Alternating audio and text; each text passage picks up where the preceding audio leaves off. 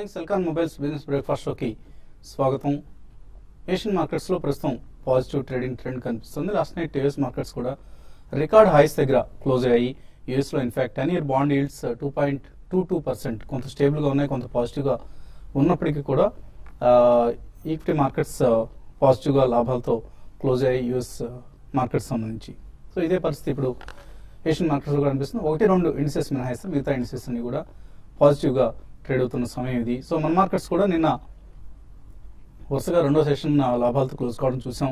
Last week అనుకున్నాం మనం positive news వచ్చినా నెగిటివ్ న్యూస్ వచ్చినా కూడా కొంత కట్టకట్టుకొని అన్నీ ఒకేసారి వస్తాయి అని. సో ఇన్ఫ్లేషన్ తగ్గడం, రేట్ కట్స్ మీద ఇప్పుడు ఆశలు అంచనాలు పెరగడం, అలాగే ఫిజికల్ డెఫిసిట్ జీడిపిలో 4% పరిమితం అవుతుంది ఈ ఆర్థిక సంవత్సరం అన్న ప్రభుత్వ ప్రకటన కావచ్చు, అలాగే మాన్సూన్ అనుకున్న సమయానికి వస్తుంది అన్న అంచనాలు కావచ్చు, వీటన్నిటికి తోడు బ్లూ చిప్ స్టాక్స్లో వాల్యూ బయింగ్ రావడం, ఇక్కడ లోవర్ లెవెల్స్ దగ్గర వాల్యూ బయింగ్ రావడం, ఇవన్నీ కూడా మార్కెట్స్లో నిన్నటి ర్యాలీ కొనసాగడానికి ప్రధాన కారణాలు చెప్పుకోవచ్చు. కోర్స్ కొంత షార్ట్ కవరింగ్ కూడా మనం చూస్తున్నాం ఈ లెవెల్స్ దగ్గర. సో ఓవరాల్గా ఒక పాజిటివ్ ట్రేడింగ్ ట్రెండ్ చూసాం మనం. నిన్న నిఫ్టీ 1.35% పెరిగింది, బోత్ సెన్సెక్స్ అండ్ నిఫ్టీ కూడా. సో నిన్న ర్యాలీ తర్వాత మార్కెట్స్ కాస్త బలహీనంగా ఓపెన్ అయ్యే అవకాశాలు కనిపిస్తున్నాయి ఈ ట్యూస్డే మార్నింగ్. ఎస్టెక్స్ నిఫ్టీ ప్రస్తుతం 8350 దగ్గర 24 పాయింట్స్ నష్టంతో ట్రేడ్ అవుతుంది. అయితే ఫస్ట్ అవర్ ట్రేడింగ్ క్రూషియల్ కాబోతోంది, కీలకం కాబోతోంది. ఎందుకంటే ఫస్ట్ అవర్లో ఒకవేళ ఈ 8300 అనేది 200-day మూవింగ్ యావరేజ్. సో ఈ 8300 లెవెల్ను నిఫ్టీ నిలబెట్టుకోగలిగితే ఫస్ట్ అవర్లో తర్వాత మార్కెట్స్ పాజిటివ్గానే ఉండే అవకాశం ఉంటుంది. ఒకవేళ అక్కడ నిలదొక్కోలేకపోతే కొంత మేబీ 50-100 పాయింట్స్ వీక్ అయ్యే ఛాన్సెస్ కనిపిస్తున్నాయి. సో ఫస్ట్ అవర్ ట్రేడింగ్ ఇవాళ ఎలా ఉంటుంది అన్నది ఆసక్తికరం. టెక్నికల్గా చూస్తే మనం సెల్లింగ్ కొంత తగ్గుముఖం పట్టింది అండ్ ఎఫ్ఐఐ సెల్లింగ్ కూడా నిన్న ఆల్మోస్ట్ ఆగిపోయింది. ఎందుకంటే 202 crores వర్త్ స్టాక్స్ని ఎఫ్ఐఎస్ అమ్మినట్లుగా కనిపిస్తున్నప్పుడు కూడా ఇందులో జీ ఎంటర్టైన్మెంట్కి సంబంధించి ఒక బ్లాక్ డీల్ జరిగింది. 552 crores సెల్లింగ్ డీల్ ఇది. సో ఇది దీని కనుక పక్కన పెడితే ఆల్మోస్ట్ 300 crores ప్లస్ ఇన్వెస్ట్మెంట్స్ నిన్న ఎఫ్ఐఎస్ చేసినట్లుగా మనకు అర్థమవుతోంది. And domestic institutional investors of course buying కొనసాగుతోంది. సో నిన్న బోత్ డిఐఎస్ ఎఫ్ఐఎస్ బయింగ్ పూనుకోవడం అనేది కొంత ఊరట కలిగించే అంశం. సో ఈ అయినప్పటికీ కూడా 8500 లెవెల్ లాంటి దాన్ని అధిగమించడం ప్రస్తుతానికి కష్టం కనిపిస్తుంది. మనం ఎఫ్ఎండ్ఓ డేటా గమనిస్తే 8200 పుట్ అండ్ 8400 కాల్స్లోనే ఎక్కువ ఓపెన్ ఇంట్రెస్ట్ కనిపిస్తుంది. సో ఈ రేంజ్లో 8200 to 8400 రేంజ్లోనే మార్కెట్స్ కొంత మూవ్ అయ్యే ఛాన్సెస్ కనిపిస్తున్నాయి. But mid and small cap స్టాక్స్లో కొంత అవుట్ పర్ఫార్మెన్స్ కనిపిస్తుంది. అండ్ ఐటీ స్టాక్స్లో డెలివరీ బేస్డ్ బయింగ్ చూసాం మనం. సో ఐటీ స్టాక్స్ని ప్రస్తుతం ఈ లెవెల్స్ దగ్గర ఇన్వెస్టర్స్ డెలివరీస్ కోసం తీసుకుంటున్నారనేది స్పష్టంగా అర్థమవుతుంది. అఫ్కోర్స్ దీనికి తోడు రిఫైనరీ స్టాక్స్ కావచ్చు, ఎఫ్ఎంసీజీ, ఫార్మా ఇటువంటి స్టాక్స్లో కూడా కొంత బయింగ్ ఇంట్రెస్ట్ కనిపించింది. So all in all global cues పాజిటివ్గా ఉన్నాయి. నిఫ్టీ కాస్త ఓపెనింగ్ వీక్గా ఉండే అవకాశాలు కనిపిస్తున్నాయి. బట్ తర్వాత ఏదైనా నిన్నట్లాగానే లేట్ రికవరీ వస్తుందా, లేట్ అవర్ బయింగ్ వస్తుందా అన్నది మనం చూడాల్సిన అంశం. నిన్న కూడా మనం 2 o'clock తర్వాత మార్కెట్స్లో బయింగ్ రావడం చూసాం. సో అదే పరిస్థితి ఈరోజు కూడా సెకండ్ హాఫ్లో వస్తుందా అన్నది వెయిట్ చూడాలి. అండ్ ఎర్నింగ్స్ పరంగా చూస్తే నిన్న వచ్చిన ఎర్నింగ్స్ కొంత డిసప్పాయింట్ చేశాయి. జేబీఎం ఆటో లాంటి కంపెనీస్, ఏషియన్ పెయింట్స్ ప్రధానంగా ఇటువంటి కంపెనీస్ నుంచి వీక్ ఎర్నింగ్స్ చూసాం. సో ఇవాల్టి ఎర్నింగ్స్ ఎలా ఉంటాయి? సో ఎర్నింగ్స్ గ్రోత్ అలాగే ఎకానమీ పికప్ అవుతోంది. ఈ రెండు అంశాలు మార్కెట్స్కు నియర్ టర్మ్ ట్రిగ్గర్స్ అవుతాయి. సో ఎకానమీ పికప్ అవుతోంది అన్న కాన్ఫిడెన్స్ మార్కెట్స్లో రావాలి, అలాగే ఎర్నింగ్స్ గ్రోత్ మార్కెట్ అంచనాలకు అనుగుణంగా రావాలి. ఈ రెండు జరిగితేనే మార్కెట్స్లో మనం ఒక షార్ట్ టర్మ్ రికవరీ చూస్తాం. అదర్వైజ్ షార్ట్ టర్మ్లో మార్కెట్స్ వీక్గా ఉండే అవకాశాలు ఎక్కువగా కనిపిస్తున్నాయి. మార్కెట్స్ పరిస్థితి గురించి మాట్లాడేందుకు మనతో ఎనలిస్ట్ సిద్ధంగా ఉన్నారు. సో టెక్నికల్ ఎలా కనిపిస్తున్నాయి? పాజిటివ్గా ఉందా ట్రెండ్, లేకపోతే నెగిటివ్గా ఉందా? ట్రెండ్ లాస్ట్ 1 week గా కొంచెం పాజిటివ్ గానే ఉంది. మనం మార్కెట్ చూస్తే కనుక లాస్ట్ 1 week ఎఫ్ఐస్ కొంచెం స్టాక్ ఫ్యూచర్స్ లో విపరీతంగా కొన్నారు. లాస్ట్ 10 days గా నెట్ బయర్స్ గా ఉన్నారు. ఈక్విటీస్ లో పెద్ద కొనకపోయినా స్టాక్ ఫ్యూచర్స్ లో షార్ట్ టర్మ్ బెట్ తీసుకున్నట్టుగా, లాంగ్ పొజిషన్స్ తీసుకున్నట్టుగా కనిపిస్తుంది. అలాగే డొమెస్టిక్ ఇన్స్టిట్యూషన్స్ చూస్తే కనుక ఈక్విటీస్ లో బాగా లాంగ్ బై పొజిషన్ తీసుకున్నారు. అంటే ఒక లాంగ్ టర్మ్ ఒక మంచి ఇన్వెస్ట్మెంట్ అట్రాక్టివ్ లెవెల్స్ కనిపిస్తున్నట్టుంది. అందుకని కొంచెం లోయర్ లెవెల్ లో వాల్యూ బయింగ్ తోటి మార్కెట్ లో కొంచెం ఈక్విటీస్ లో కూడా బాగా రికవరీ కూడా రావడం జరిగింది. టెక్నికల్ గా చూస్తే కనుక మార్కెట్ నిన్న ఒక major resistance, major top last 2-3 weeks గా 8350 మనం చెప్పుకుంటున్నాము. ఆ లెవెల్ బ్రేక్ అయింది కాబట్టి, ఒక మేజర్ బ్రేక్అవుట్ వచ్చింది కాబట్టి ఒక పుల్ బ్యాక్ రియాక్షన్ అనేది రావడం జరుగుతుంది. ఈ రియాక్షన్ లో ఇవాళ వచ్చే ఒక మైనర్ కరెక్షన్ లో 8350 ఇంతక్రితం రెసిస్టెన్స్ ఇప్పుడు సపోర్ట్ అయింది. ఆ 8,350 మద్దతుని మార్కెట్ ని వాళ్ళు నిలదొక్కోవాలి. ఈ పుల్ బ్యాక్ లో కనుక క్లోజింగ్ సమయాన్ని కనుక 8350 పైన క్లోజ్ అయిందంటే మటుకు ఈ మద్దతుని మార్కెట్ యాక్సెప్ట్ చేసినట్టు అనుకోవచ్చు. అప్పుడు మార్కెట్ మరింత అప్ ట్రెండ్ 8,500 వరకు వెళ్ళే అవకాశం ఉంది. అలా కాకుండా ఏదైనా కొంచెం ఫర్దర్ సెల్లింగ్ వచ్చి 8,350 కింద కనుక మార్కెట్ క్లోజ్ అయిందంటే మటుకు కొంచెం వీక్నెస్ ఉందని చెప్పొచ్చు. అలాగే రేపు కూడా 8,350 కింద కనుక దిగితే మార్కెట్ లో షార్ట్ టర్మ్ వీక్నెస్ వచ్చే అవకాశం కనిపిస్తుంది. సో మార్కెట్ ఓవరాల్ గా పాజిటివ్ గానే ఉంది. వీక్నెస్ కన్ఫర్మ్ కాలేదు నేపథ్యంలో లాంగ్ పొజిషన్స్ ని కంటిన్యూ చేయొచ్చు. 8,300 కింద స్టాప్ లాస్ పెట్టి హోల్డ్ చేయొచ్చు. షార్ట్ పొజిషన్స్ మటుకు అవాయిడ్ చేయండి, ఎందుకంటే మార్కెట్ ఇంకా సపోర్ట్ పైన ఎందుకంటే సపోర్ట్ మద్దతు బ్రేక్ అవుతేనే షార్ట్ పొజిషన్ తీసుకోవాలి. అలాగే బ్యాంక్ నిఫ్టీ కూడా మనం చూసాము, చాలా స్ట్రాంగ్ రికవరీ. చాలా రోజులు కన్సాలిడేషన్ తర్వాత ప్రైవేట్ బ్యాంక్స్ అన్ని కూడా నేను ఫస్ట్ టైం ఒక మేజర్ అప్ ట్రెండ్ రావడం జరిగింది. సో ఈ up trend immediate fizzle out అయ్యే ప్రమాదం పెద్దగా కనిపించట్లేదు. ఫర్దర్ అప్ ట్రెండే కొనసాగే అవకాశం కనిపిస్తుంది. సో స్టాక్ ఫ్యూచర్స్ లో కూడా లాంగ్ పొజిషన్స్ కంటిన్యూ చేయొచ్చు. మార్కెట్ అలాగే నిన్న 20 days moving average short term indicator, అది చాలా కీలకమైన ఇండికేటర్ కూడా పైన నిలదొక్కుంది కాబట్టి మార్కెట్ లో కొంచెం పాజిటివ్ గానే కనిపించే అవకాశం ఉంది. సో లాంగ్ పొజిషన్స్ నే విత్ స్టాప్ లాస్ తోటి కంటిన్యూ చేయొచ్చు. So mutual fund expert, personal finance expert Balraj garu కూడా మనతో ఉన్నారు. సో ఒక ప్రధానమైన వార్త కనిపిస్తుంది వాళ్ళ పేపర్లో మనకు, mutual funds rise స్టేక్స్ in BSE 500 stocks. BSE 500 కంపెనీస్లో 4.5 year హైకి చేరింది. మార్చ్ క్వార్టర్లో మనం వాళ్ళ పోర్ట్ఫోలియోస్ చూస్తే అన్న అంశం ఇవాళ ప్రధానంగా వస్తుంది. సో మార్చ్ 2013లో BSE 500 కంపెనీస్ ఈక్విటీస్లో 3.5% ఉన్న మ్యూచువల్ ఫండ్స్ వాటా ఇప్పుడు 4% పెరిగింది. FIS వాటా కూడా ఆఫ్ కోర్స్ 18.6 నుంచి 20% పెరిగింది. బట్ మ్యూచువల్ ఫండ్స్ వాటా కూడా పెరిగింది. ఇందులో ప్రధానంగా ఏవి కొంటున్నారంటే ఆటోమొబైల్ స్టాక్స్ కొంటున్నారు, టాటా మోటార్స్ లాంటి కంపెనీస్, అలాగే సన్ఫార్మా లాంటి కంపెనీస్లో స్టేక్ బాగా పెంచుకుంటున్నారు. ఇటువంటి వార్త మనకి ఇక్కడ కనిపిస్తుంది. ప్రధానంగా ఇంతకుముందు ఏవైతే యూలిప్ స్కీమ్స్కి మనీ వెళ్లేదో అదంతా కూడా ఇప్పుడు మళ్ళీ మ్యూచువల్ ఫండ్స్కి వస్తుంది. యూలిప్ స్కీమ్స్ను ఒక తప్పుడు వాగ్దానాలతో మ్యూచువల్ ఇన్సూరెన్స్ కంపెనీస్, ఆ కంపెనీలకు సంబంధించిన ఏజెంట్స్ మార్కెటింగ్ చేయడం చూసాం. మనం టీవీ5 కూడా పదే చెప్తూ ఉండేవాళ్ళు, యూలిప్ స్కీమ్స్ జోలికి వెళ్ళొద్దు, అందులో ఏజెంట్లు చెప్పేటువంటి రిటర్న్స్ రావడం అనేది అసంభవం, అసాధ్యం అని.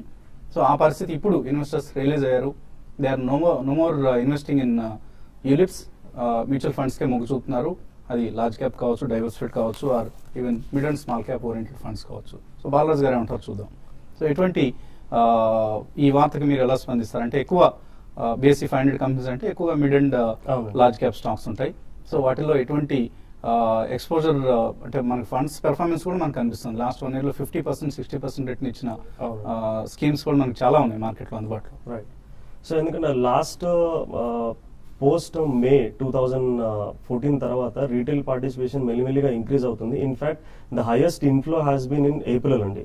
Mutual funds inflow has been highest in April 2015 and retail participation కూడా వస్తుంది. కాకపోతే ఒక విషయం చెప్పదలుచుకుంటాను ఇక్కడ, మార్కెట్స్ ఎప్పుడైతే హైగా ఉంటాయో అప్పుడే రీటైల్ పార్టిసిపేషన్ జరుగుతూ ఉంటుంది.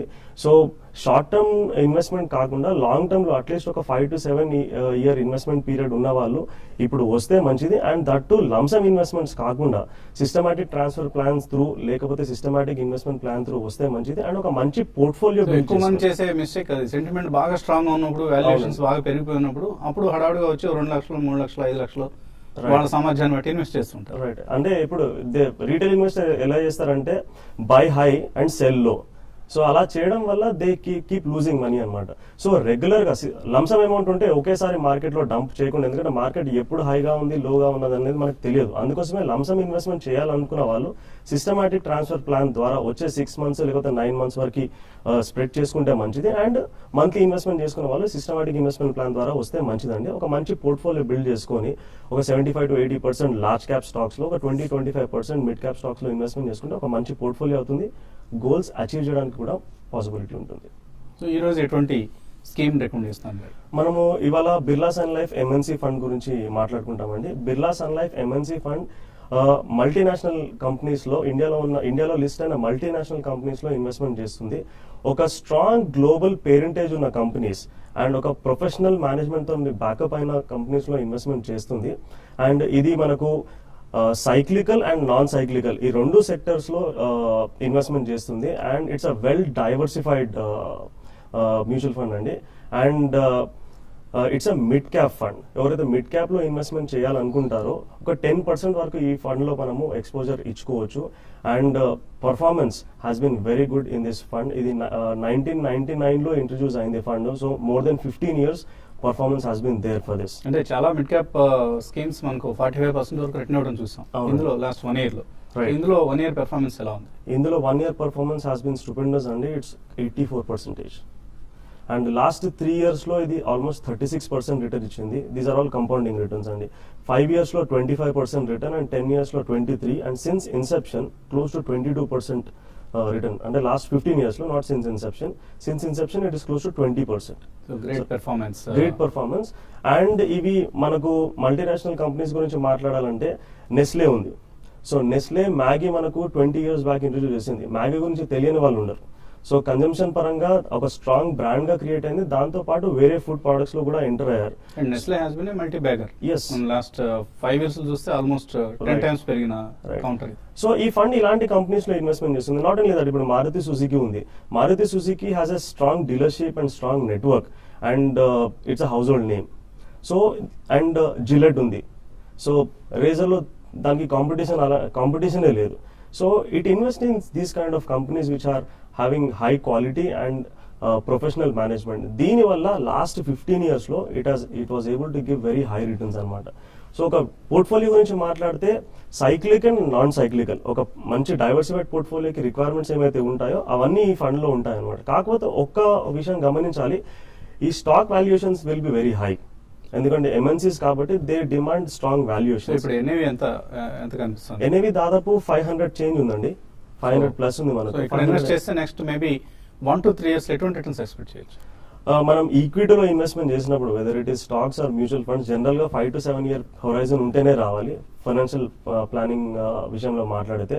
అండ్ జనరల్ గా 15% is the return we should expect from equity.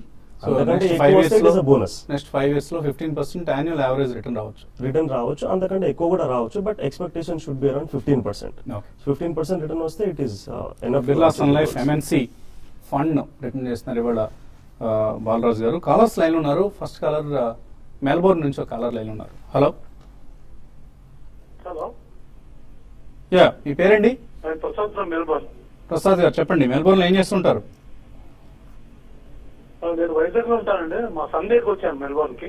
Oh, me sun దగ్గరికి వచ్చారు. Very good. ఎలా ఉందండి ఆస్ట్రేలియా? ఇక్కడ 6 months ఉంటామండి. కొంచెం నేను ట్రేడింగ్ చేస్తుంటానండి.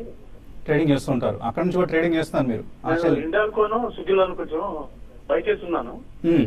ఏ- హోల్సేల్ ఎగ్జిట్ అవ్వాలో కనుక్కున్నామని. ఏ రేట్స్ లో కొన్నారు? ఇది సుజులాన్ 22 లో కొన్నానండి. ఇది 140 లో కొన్నానండి ఇండియాకు. ఓకే. సో సుజలాన్ అయితే ప్రాఫిట్ లో ఉన్నారు. సుజలాన్ లో మంచి ప్రాఫిట్ లో ఉన్నారండి. కాకపోతే మన సుజలాన్ ఈ లాస్ట్ 2-3 రోజులుగా మంచి రికవరీ రావడం జరిగింది. కరెక్ట్ గా మీరు కొన్న రేట్ నుంచి ఈ 29-30 రూపీస్ దగ్గర చూస్తే కనుక లాస్ట్ 1 or 2 months కి ఒక మేజర్ టాప్ ఏర్పడింది. అక్కడ దాటలేకపోతుంది. అక్కడ వచ్చినప్పుడు సెల్లింగ్ ప్రెషర్ వస్తుంది. ఈసారి కూడా ఈ అప్ ట్రెండ్ బ్రేక్ పడే అవకాశం ఉంది కాబట్టి నా ఉద్దేశం షార్ట్ టర్మ్ ట్రేడర్ కాబట్టి 29-30 రూపీస్ దగ్గర మీరు షార్ట్ టర్మ్ ప్రాఫిట్ బుక్ చేసి ఎగ్జిట్ అయిపోవచ్చు. అలాగే హిండాల్కో మనం చూస్తున్నాము లోయర్ రేట్ లో 130 రూపాయల దగ్గర లాస్ట్ 1 month గా మేజర్ కన్సాలిడేషన్ జరిగి 2-3 మేజర్ బాటమ్స్ ఏర్పడి ఈ 2-3 రోజులుగా కొంచెం మార్కెట్ రికవరీతో పాటు రికవరీ రావడం జరిగింది.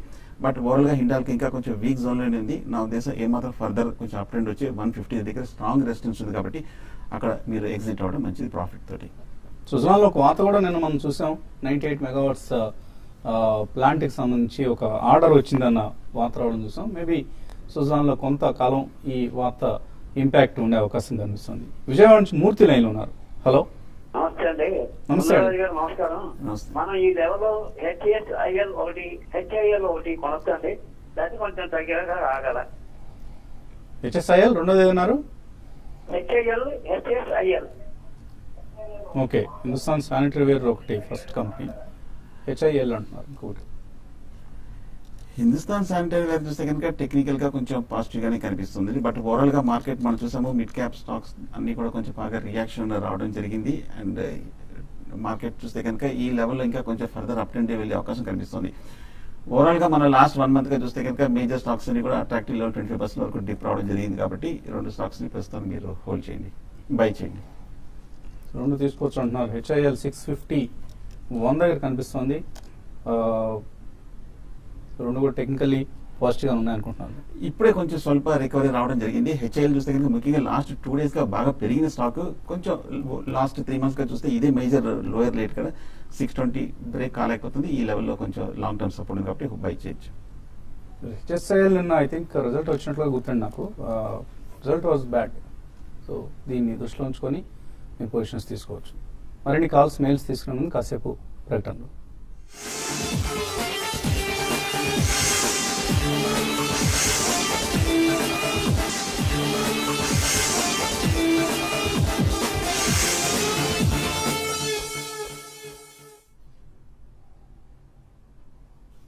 సెల్కాన్ మొబైల్స్ బిజినెస్ బ్రేక్ఫాస్ట్ షోకి తిరిగి స్వాగతం. చాలా మెయిల్స్ వచ్చాయి. మెయిల్స్ సంబంధించిన సందేహాలకు సమాధానం చేద్దాం. నల్లమూత్ర చక్రధర్ మెయిల్ పంపించారు. ఐడిఎఫ్సి ఫ్యూచర్స్ తీసుకున్నారు 170లో, అలాగే యూనిటెక్ ఫ్యూచర్స్ 1570లో కొన్నారు. ఏం చేయాలి? రెండు స్టాక్స్ చూస్తే కనుక వీక్ గానే ఉందండి. టెక్నికల్ గా లాస్ట్ 1 month గా మార్కెట్ రియాక్షన్ తో బాగా పట్టడం జరిగింది. మార్కెట్ రికవరీ తోటి ఇప్పుడు స్వల్పంగా రియాక్ట్ పాజిటివ్ గా రికవర్ అయింది. బట్ రికవరీ కూడా పెద్ద స్ట్రాంగ్ గా కనిపించట్లేదు. నా ఉద్దేశం అండర్లైనింగ్ ట్రెండ్ వీక్ గానే ఉంది. రెండు కొంచెం ఏమాత్రం ఈ 2-3 రోజులు ర్యాలీలో ఎగ్జిట్ అయిపోవడం మంచిది. రమేష్ నాయుడు మెయిల్ పంపించారు. ఎన్సిసి 8% షేర్ ప్రైస్ తగ్గింది. ఆ తర్వాత నిన్న కూడా మనం తగ్గడం చూసాం. దీనికి ప్రధాన కారణం moneycontrol.com అనే వెబ్సైట్లో తప్పుడు వార్త వచ్చింది. May not be able to sustain FY15 growth this year అంటూ ఒక వార్త వచ్చింది. ఇదే కారణం అని అడుగుతున్నారు. ఇది కారణం కాదు తెలియదండి. మనకి ప్రాఫిట్ బుకింగ్ అయితే డెఫినెట్లీ ఉంది, కానీ రిజల్ట్ బెటర్గా ఉంది. రిజల్ట్ చాలా చాలా బెటర్గా వచ్చింది. అయినా కూడా మార్కెట్ ఎందుకు నెగిటివ్గా రియాక్ట్ అయింది అనేది ఒకసారి మనం మేనేజ్మెంట్తో కూడా చెక్ చేసే ప్రయత్నం చేద్దాం. వీలైతే మధ్యాహ్నం ప్రోగ్రాంలో కంపెనీ మేనేజ్మెంట్ నుంచి సమాధానం తీసుకునే ప్రయత్నం చేద్దాం ఎన్సిసి స్టాక్స్ సంబంధించి. ఎందుకంటే ఎక్కువ మంది ఈ స్టాక్లో ఇన్వెస్ట్ చేసినట్లు కనిపిస్తుంది. రోజు మనకు కనీసం ఒక 6 డజన్ పైగా మెయిల్స్ వస్తున్నాయి, కాల్స్ వస్తున్నాయి ఎన్సిసి స్టాక్ గురించి. ఎక్కువ మందిలో లోకల్ కంపెనీ కాబట్టి ఎక్కువ మంది బిలీవ్ చేసి ఇన్వెస్ట్ చేసిన కంపెనీ ఇది. అలాగే రమేష్ అడుగుతున్నారు, అతుల్లో ఆటో 610 రూపాయలు కొన్నారు. లాంగ్ టర్మ్ ఇన్వెస్టర్ హోల్డ్ చేయొచ్చు. ఈ మధ్య లాస్ట్ 2-3 నెలలుగా కొంచెం 730 రూపాయల నుంచి 420 రూపాయల వరకు పట్టడం జరిగింది. కొంచెం హై ప్రైస్ లో తీసుకున్నారు. ఈ లాస్ట్ 1 week కొంచెం స్టేబుల్ గా కనిపిస్తుంది. హోల్డ్ చేయండి. కొంచెం మేజర్ కరెక్షన్ అయితే లాంగ్ టర్మ్ కరెక్షన్ పూర్తయినట్టు కనిపిస్తుంది. ర్యాలీ వస్తే కనుక ఇంకా ఫర్దర్ గా 600 వరకు వెళ్ళే అవకాశం ఉంది. కొంచెం ఓపిక్ గా వెయిట్ చేయడం మంచిది. ఎన్వి చంద్రశేఖర్ అడుగుతున్నారు, ఏషియన్ పెయింట్స్ ఎంటర్ కావచ్చు ఇక్కడ and GMR target. Asian paints result bad గా వచ్చిందండి. డౌన్ గ్రేడ్ చేస్తున్నారు ప్రస్తుతం ఈ స్క్రిప్ట్ ను. కొద్ది రోజులు హోల్డ్ చేయండి, కొద్ది రోజులు వెయిట్ చేయండి. మేబీ మరికొంత డిక్లైన్, మేబీ ఒక 10% డిక్లైన్స్ లాంటివి వస్తే డెఫినెట్ గా అక్కడ బై చేయొచ్చు. జిఎంఆర్ ఈ నెల కోసం ఎటువంటి టార్గెట్ ఎక్స్పెక్ట్ చేయొచ్చు? జిఎంఆర్ ఇంకా వీక్ గానే ఉందండి. లాస్ట్ 1 week చూస్తే కనుక 15 రూపాయలు 16 రూపాయల మధ్యనే కొంచెం ట్రేడ్ అవుతుంది. ఇంకా బయింగ్ సపోర్ట్ రావట్లేదు. టెక్నికల్ గా ప్రస్తుతం అవాయిడ్ చేయడం మంచిది. జిఎంఆర్ సంబంధించి నేను ఒక న్యూస్ వచ్చింది. కాకినాడ SEZ లో చైనీస్ కంపెనీతో ఒక అవగాహన కుదుర్చుకుంది జిఎంఆర్ గ్రూప్. దీని ప్రకారం వచ్చే 5 ఏళ్లలో చైనీస్ కంపెనీ $2.5 నుంచి $3.5 బిలియన్ అక్కడ SEZ లో ఇన్వెస్ట్ చేసేందుకు అవకాశం ఉంది. సో కొంత పాజిటివ్ న్యూస్ ఇప్పుడిప్పుడే అక్యుములేట్ అవుతుంది జిఎంఆర్ లో. Maybe with a very long term view, 3 to 5 years view ఉన్నవాళ్ళు మాత్రమే ఈ స్టాక్ లో ఎంటర్ కావచ్చు. వెలిమేడు దేశముఖు అడుగుతున్నారు, మ్యూచువల్ ఫండ్స్ సంబంధించి మ్యూచువల్ ఫండ్స్ లో one common nomination for both shares and mutual funds ఉంది అన్న విషయం మీకు తెలుసా?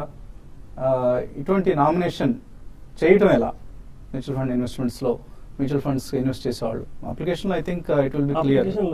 నామినేషన్ ఉంటుందండి. అందులో మనకు పర్సెంటేజెస్ కూడా ఇచ్చుకోవచ్చు. మోర్ దెన్ 1 నామినేషన్ ఆల్సో ఇచ్చుకోవచ్చు మనము. దాంతో పాటు ప్రతి ఒక్క నామినీకి ఎంత పర్సెంటేజ్ కావాలనేది పర్సెంటేజెస్ కూడా మెన్షన్ చేసుకోవచ్చు. సింగిల్ నామినీ ఉంటే మాత్రం 100% ఆ నామినీకి చెందుతుందండి, ప్రాబ్లం లేదు. అండ్ ఇంకొక 1 పాయింట్ యాడ్ చేయాలి అంటే ఒకవేళ ఆయన షేర్స్ లో ఒకళ్ళకి మ్యూచువల్ ఫండ్స్ లో ఇంకొకరికి నామినేషన్ ఇవ్వాలనుకోండి, దానికి ప్రొసీజర్ ఏంటి? షేర్స్ లో సపరేట్ గా మనము డిమాట్ అకౌంట్ ఓపెన్ చేసినప్పుడు అక్కడ నామినేషన్ ఇచ్చుకోవాలి. అండ్ ఇక్కడ ప్రతి ఇండివిజువల్ మ్యూచువల్ ఫండ్స్ లో ఇన్వెస్ట్మెంట్ చేస్తాం కాబట్టి ఫస్ట్ అప్లికేషన్ లో మనం నామినేషన్ అక్కడ ఇచ్చుకోవాల్సిన ఈ స్కీమ్ కి ఒక్కొక్క నామినీ కూడా మనం అప్లై చేసుకోవచ్చు. అన్నిటికీ బై డిఫాల్ట్ ఒకటే నామినీ అన్ని స్కీమ్స్ కి ఉండదు. అప్లికేషన్ ప్రతి ఒక్క మ్యూచువల్ కుటుంబ సభ్యులు అన్ని ఒకరికే ఇవ్వడం కంటే కూడా కొంత మేబీ కొంత భార్య తరఫున కొంత పిల్లల తరఫున అలా కూడా ఇచ్చుకునే ఛాన్స్, అట్లా కూడా ఇచ్చుకోవచ్చు. Better thing is to right a will అండి. That will sort out all the problems. Okay, స్పష్టంగా ఒక వీలునామా రాస్తే కూడా దీనివల్ల సమస్యలు ఏవి రాకుండా భవిష్యత్తులో ఒకవేళ వ్యక్తి మరణించిన సందర్భంలో ఎటువంటి వివాదాలు రాకుండా కుటుంబ సభ్యులు సామరస్యంగా సమస్యను పరిష్కరించుకునే అవకాశం ఉంటుంది. సో విల్లు రాయటం అనేది మస్ట్ అండి. చాలా మంది వీలునామాను అసలు నెగ్లెక్ట్ చేస్తుంటారు. చాలా మంది మెజారిటీ వీలునామా రాయకుండానే వెళ్ళిపోతూ ఉంటారు. దానివల్ల తర్వాత ఆస్తి వివాదాలు లాంటివి తగాదాలు లాంటివి వస్తూ ఉంటాయి. దానికి పరిష్కారం విల్లు రాయటం అండి. అలాగే దుర్గాప్రసాద్ అడుగుతున్నారు, HCL 980 రూపాయల్లో కొన్నారు, టాటా స్పాంజ్ 900 కొన్నారు, టెక్ మహీంద్రా 740లో ఉన్నాయి. ఏం చేయాలి ఇవన్నీ? హెచ్సిఎల్ టెక్నాలజీస్ చూస్తే కనుక కొంచెం లాస్ట్ 1 మంత్ గా బాగా కరెక్ట్ అయ్యి నిన్ననే కొంచెం ఈ 2-3 రోజులుగానే ఐటీ స్టాక్స్ అన్ని కూడా కొంచెం పెరగడం జరిగింది. ప్రస్తుతం హోల్డ్ చేయండి. ఇవాళ రేపు కనుక నేను కొనండి, ఇంకొక 5 to 10% వరకు రికవరీ వచ్చేస్తుంది. టాటా స్పాంజ్ మనం చూసాము, హై నుంచి బాగా పట్టడం చూసాము, 950 నుంచి ఈ లెవెల్లో కూడా పెద్ద మేజర్ సపోర్ట్ కనిపిస్తుంది, కానీ ఇంకా స్ట్రాంగ్ బయింగ్ అయితే రావట్లేదు. ప్రస్తుతం సపోర్ట్ దిగింది కాబట్టి హోల్డ్ చేయండి 600 రూపాయల దగ్గర. భాస్కర్ అడుగుతున్నారు, ఒక మ్యూచువల్ ఫండ్ స్కీమ్ను రికమెండ్ చేయమంటున్నారు. ఇందాక బాలరాజు గారు చెప్పినట్లుగా Birla sun life MNC fund SIP పద్ధతిలో మీరు చేస్తే బెస్ట్ రిటర్న్స్ రావడానికి అవకాశం ఉంటుంది. లక్ష్మీ సంతాలు అడుగుతున్న SBI లైఫ్ స్మార్ట్ స్కాలర్, ఇందులో 25,000 రూపాయలు కడుతున్నారట. అలాగే SBI లైఫ్ స్మార్ట్ పెర్ఫార్మర్ 50,000 కడుతున్నారు. కొంప కోలేరండి. యూలిప్ స్కీమ్స్ అనుకుంటాను ఇవి. అవునండి. మీకు డెఫినెట్లీ నెగిటివ్ రిటర్న్స్ ఉంటాయండి నాకు తెలిసి అయితే. రైట్. సో ఇది 2010 ముందు తీసుకుంటే కనుక చార్జెస్ ఎక్కువగా ఉంటాయి. అందులో జనరల్ గా 3 years లేదా 5 years లాకింగ్ పీరియడ్ ఉండదు 2010 సెప్టెంబర్ ముందు. సో ఒకవేళ ఆ పీరియడ్ అయిపోయిందంటే దే కెన్ కమ్అట్ అండి. 2010 తర్వాత తీసుకుంటే ఏదైనా పాజిటివ్ రిటర్న్స్ ఉంటే ఇక్కడ అమ్మేసుకొని బయటకు రావడం. దాంట్లో బయటకు వచ్చేసేసి ఇన్వెస్ట్మెంట్ ఇన్సూరెన్స్ రెండు మిక్స్ చేయకూడదండి. ఇన్వెస్ట్మెంట్ సపరేట్ గా ఉండాలి, ఇన్సూరెన్స్ సపరేట్ గా ఉండాలి. సో చాలా మంది అనుకుంటారు ఏంటంటే ఒక ఇన్సూరెన్స్ పాలసీ తీసుకుంటే ఇన్సూరెన్స్ ఫ్రీగా వస్తుంది అనుకుంటారు. కాదండి, అందులో మోర్టాలిటీ ప్రీమియం కూడా ఉంటుంది. అక్కడ మీరు ఖచ్చితంగా ప్రీమియం పే చేస్తారు. బ్యాలెన్స్ అమౌంట్ ఇన్వెస్ట్మెంట్ లోకి వెళ్తుంది అనమాట. సో ఇన్వెస్ట్మెంట్ చేసుకోవాలి అంటే మనం మ్యూచువల్ ఫండ్స్ లో కానీ రిస్క్ ఓరియంటెడ్ ఇన్వెస్ట్మెంట్ చేయాలంటే మ్యూచువల్ ఫండ్స్ లో కానీ, లేదా రిస్క్ ఫ్రీ అంటే PPF లాంటి ఇన్వెస్ట్మెంట్ లో చేసుకోవచ్చు. ఇన్సూరెన్స్ కావాలి అంటే టర్మ్ ఇన్సూరెన్స్ ద్వారా తీసుకుంటే ఇట్ ఈస్ ఆల్వేస్ బెటర్ అండి. సో ఇది ఇవాళ Celkon mobiles business breakfast show. మధ్యాహ్నం స్మార్ట్ న్యూస్ లో మళ్ళీ కలుద్దాం.